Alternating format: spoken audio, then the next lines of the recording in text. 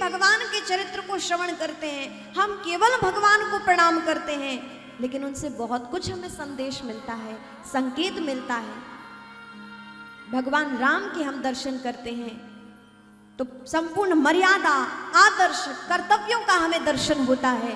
तो केवल राम को प्रणाम करने से कल्याण नहीं, प्रभु के किए हुए कार्य को आचरण मानते हुए हमें जीवन में धारण करना होगा, तभी हमारा जीवन सार्थक होगा। भगवान कृष्ण को तो हम प्रणाम कर लेते हैं, जन्माष्टमी आती है, मक्खन चढ़ा दिया, गुब्बारे लगा लिए, फूल लगा लिए, ये सब उचित है। लेकिन जब तक हम भगवान श्री कृष्ण के दिव्य चरित्र का दर्शन करते हुए उनकी कही हुई बातों पर, उनके कहे हुए विचारों को जब हम ध्यान में नहीं रखेंगे, तब तक केवल प्रणाम करने से हमें लाभ नहीं होगा। देखिए आप, भगवान श्री कृष्ण का जीवन, थोड़ी सी हमारे जीवन में कोई कष्ट आता है तो हम उद्विग्न हो जाते हैं, डिप्रेस्ड हो जाते हैं। नहीं, भगवान श्री कृष्ण का जीवन काल आप देखिए, जब से जन्म हुआ भगवान कृष्ण के जीवन में तब से दुख, और जब तक इस धराधाम से नहीं गए तब तक उनके जीवन में दुख रहा। लेकिन कहीं भी भगवान बैठ कर रोए हो तो ऐसा कहीं भी नहीं लिखा। सब कुछ होते हुए, इतना बड़ा परिवार होते हुए भी यदि मोह से रहित हैं तो वो है भगवान श्री कृष्ण। 56 करोड़ यदुवंशी, इतना बृहद उनका परिवार। आप देखें कि परिवार में कोई थोड़ी सी भी घटना हो जाए तो कितना कष्ट होता है, लेकिन भगवान श्री कृष्ण का जीवन देखें, इतना बड़ा परिवार होने के बाद भी वो मोह से रहित है। मथुरा जैसा राज्य उन्हें प्राप्त हुआ, लेकिन फिर भी उसका त्याग किया। वो है भगवान श्री कृष्ण। कोई लोभ नहीं, कोई लालच नहीं। ऐश्वर्य देखिए, हर एक चीज की पराकाष्ठा है भगवान श्री कृष्ण, हर एक चीज की पराकाष्ठा है भगवान श्री राम। हमें केवल इन भगवानों को प्रणाम ही नहीं करना है, प्रणाम के साथ साथ इनके द्वारा दिए गए संकेत, विचार, आदर्श, इन सब का हमें अनुपालन करना है। तभी हमारा जीवन सार्थक होगा, तभी हमारा जीवन सफल भी होगा। नहीं तो अपितु आप देखिए कि हम कितनी कथाएं सुन चुके हैं। क्या परिवर्तन आ रहा है?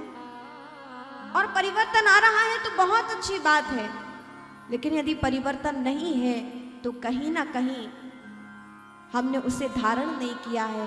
और प्रयास करना चाहिए कि हम गुरुदेव की वाणी को कितने बार सुन चुके हैं, सुनते आ रहे हैं। आप लोग महापुरुषों को श्रवण करते हैं, हम सब महापुरुषों के दर्शन करके उनकी वाणी श्रवण करते हैं। यदि फिर भी इतना सत्संग के बाद हम जीवन में यदि परिवर्तन ना लाएं तो सत्संग हमें बहुत लाभ नहीं दे सकता। जीवन में हमें परिवर्तन चाहिए, जीवन को श्रेष्ठ बनाना है तो इन कथाओं से हमें केवल श्रवण नहीं, दर्शन नहीं, बल्कि इनको हृदयस्थ करना होगा, हृदयंगम करना होगा। कैसा दिव्य भगवान शिव का परिवार है। आज जब भगवान शिव को पति रूप में माता पार्वती ने प्राप्त कर लिया तो परम आह्लाद में है, परम आनंद में है माता पार्वती। भगवान शिव कैलाश पर बैठे हैं, माता पार्वती भगवान शिव के दर्शन के लिए पधारी।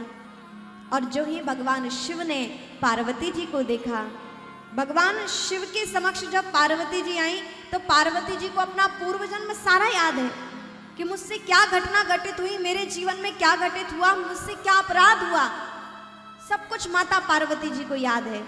लेकिन भगवान शिव भूल गए। घर के मुखिया को क्या चाहिए कि किसी से कोई अपराध हो जाए तो उसे क्षमा करना चाहिए, भूल जाना चाहिए और पुनः उसे अच्छा बनाने का प्रयास करना चाहिए। क्षमा बड़न को चाहिए, छोटन को उत्पात, विष्णु को का घटी गयो जो भृगु ने मारी लात। सदैव, क्योंकि जो जितने बड़े पद पे है उसके लिए उतना ही बड़ा कर्तव्य, उतनी ही बड़ी सहनशीलता भी उसके जीवन में होना अनिवार्य है। लोग अपने प्रधानमंत्री जी को, कितने लोग गाली देते हैं, प्रधानमंत्री जी क्या कर रहे हैं, ये है वो है। जरा वहां बैठकर तो देखिए कितना प्रेशर, कितना प्रभाव, कितना दबाव वहां रहता है।